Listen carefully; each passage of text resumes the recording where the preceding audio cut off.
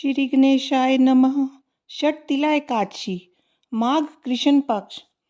श्री कृष्ण भगवान के श्रीमुख से मन को आनंद एवं संतोष देने वाली एकादशियों के व्रत की उत्तम कथाएं सुनकर अर्जुन ने श्रद्धापूर्वक उन्हें नमन किया और बोले, हे मधुसूदन, आपके मुख से कथाएं सुनकर मुझे अपार आनंद मिला है।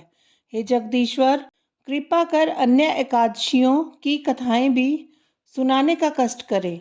हे पार्थ, अब मैं माघ मास के कृष्ण पक्ष की षटतिला एकादशी व्रत की कथा सुनाता हूँ। एक समय दालभ्य ऋषि ने पुलस्त्य ऋषि से पूछा, हे मुनीश्वर, मनुष्य मृत्युलोक में ब्रह्म हत्या आदि महान पाप करते हैं और दूसरे के धन की चोरी तथा दूसरे की उन्नति देखकर ईर्ष्या आदि करते हैं। ऐसे सभी पाप मनुष्य क्रोध, ईर्ष्या, उत्तेजना और अज्ञानतावश करते हैं और बाद में पश्चाताप करते हैं कि हाय, ये मैंने क्या किया। हे महामुनि, ऐसे प्राणियों को नरक से बचाने का एक क्या उपाय है? कोई ऐसा उपाय बताइए जिससे ऐसे प्राणियों को नरक प्राप्त ना हो। ऐसा कौन सा दान पुण्य है जिसके प्रभाव से नरक यातना से बचा जा सकता है? ये सब आप कृपा पूर्वक कहिए। इस पर पुलस्त्य महात्मा बोले, हे महाभाग, आपने मुझसे अत्यंत गंभीर प्रश्न पूछा है। इससे संसारी जनों का बहुत लाभ होगा। जिस भेद को इंद्र आदि देव भी नहीं जानते, वह भेद मैं आपको अवश्य ही बताऊंगा। माघ मास आने पर मनुष्य को स्नान आदि से शुद्ध रहना चाहिए और इंद्रियों को वश में करके तथा काम, क्रोध, लोभ, मोह, ईर्ष्या तथा अहंकार आदि से सर्वथा बचना चाहिए। पुष्य नक्षत्र में गोबर, कपास, तिल मिलाकर कंडे बनाना चाहिए। उन कंडों से 108 बार हवन करें।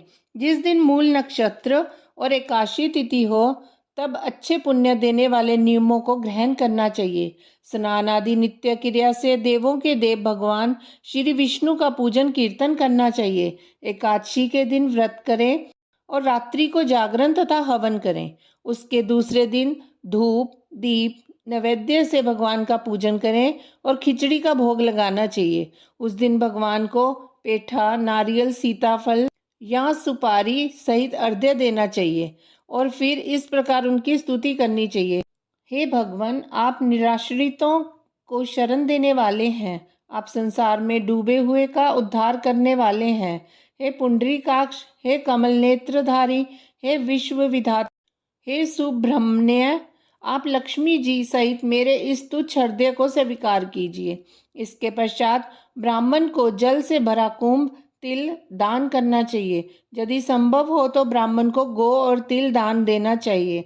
इस प्रकार मनुष्य जितने तिल दान करता है, वह उतने ही सहस्र वर्ष स्वर्ग में निवास करता है।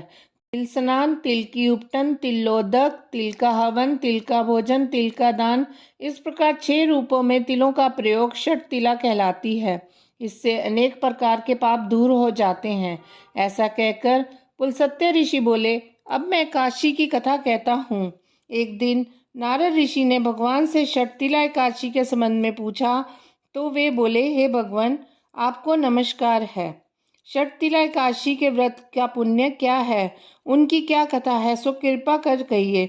नारद की विनती सुनकर श्री विष्णु भगवान बोले, हे नारद, मैं तुमसे आंखों देखी सत्य घटना कहता हूँ, ध्यान पूर्वक सुनो। प्राचीन काल में मृत्युलोक में एक ब्राह्मणी रहती थी। वह सदैव व्रत किया करती थी। एक समय वह 1 माह तक व्रत करती रही। इससे उसका शरीर अत्यंत दुर्बल हो गया। वह अत्यंत बुद्धिमान थी। फिर उसने कभी भी देवताओं तथा ब्राह्मणों के निमित्त अन्न आदि का दान नहीं किया। मैंने सोचा कि इस ब्राह्मणी ने व्रत आदि से अपना शरीर तो शुद्ध कर लिया है और इसको विष्णु लोक भी प्राप्त हो जाएगा, परंतु इसने कभी अन्न दान नहीं किया है। अन्न के बिना प्राणी की तृप्ति होना कठिन है। ऐसा सोचकर मैं मृत्यु लोक में गया और उस ब्राह्मणी से अन्न की भिक्षा मांगी। वह ब्राह्मणी बोली, हे महाराज, आप यहाँ किस लिए आए हैं? मैंने कहा, मुझे भिक्षा चाहिए। इस पर उसने मुझे एक मिट्टी का पिंड दे दिया। मैं उसे लेकर स्वर्ग लौट आया। कुछ समय बीतने पर वह ब्राह्मणी भी शरीर त्याग कर स्वर्ग आई। मिट्टी के पिंड के प्रभाव से उसे उस जगह एक आम वृक्ष सहित ग्रह मिला, परंतु उसने ग्रह को अन्य वस्तुओं से शून्य पाया। वह घबराई हुई मेरे पास आई और बोली, हे भगवान, मैंने अनेकों व्रत आदि से आपकी पूजा की है, परंतु फिर भी मेरा घर वस्तुओं से रहित है। इसका क्या कारण है? मैंने कहा, तुम अपने गृह को जाओ और जब देव स्त्रियां तुम्हें देखने आए तब तुम उनसे षटतिला एकादशी व्रत का महात्म्य और विधि पूछना। जब तक वे तुम्हें ना बताएं तब तक द्वार ना खोलना। भगवान के ऐसे वचन सुनकर वह अपने घर को गई और जब देव स्त्रियां आई और द्वार खुलवाने लगी तब वह ब्राह्मणी बोली, यदि आप मुझे देखने आई हैं तो पहले षटतिला एकादशी का महात्म्य कहिए। उनमें से एक देव स्त्री बोली, यदि तुम्हारी यही इच्छा है तो सुनो, मैं तुम्हें एकादशी व्रत की और उसका महात्म्य विधि सहित कहती हूँ। जब उसने षटतिला एकादशी का महात्म्य सुना दिया तब उस ब्राह्मणी ने द्वार खोला। देव स्त्रियों ने उसको सब स्त्रियों से अलग पाया। उस ब्राह्मणी ने भी देव स्त्रियों के कहे अनुसार षटतिला का व्रत किया और इसके प्रभाव से उसका गृह धन धान्य से भरपूर हो गया। अतः हे अर्जुन, मनुष्यों को मूर्खता त्याग कर षटतिला एकादशी का व्रत करना चाहिए। इससे मनुष्यों को जन्म जन्म की आरोग्यता प्राप्त हो जाती है।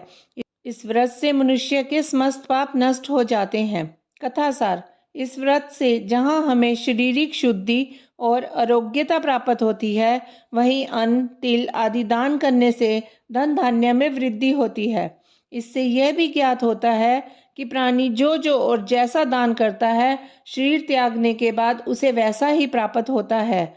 अतः धार्मिक कृत्यों के साथ साथ हमें दान आदि अवश्य करना चाहिए। शास्त्रों में वर्णन है कि बिना दान आदि के कोई भी धार्मिक कार्य संपन्न नहीं माना जाता।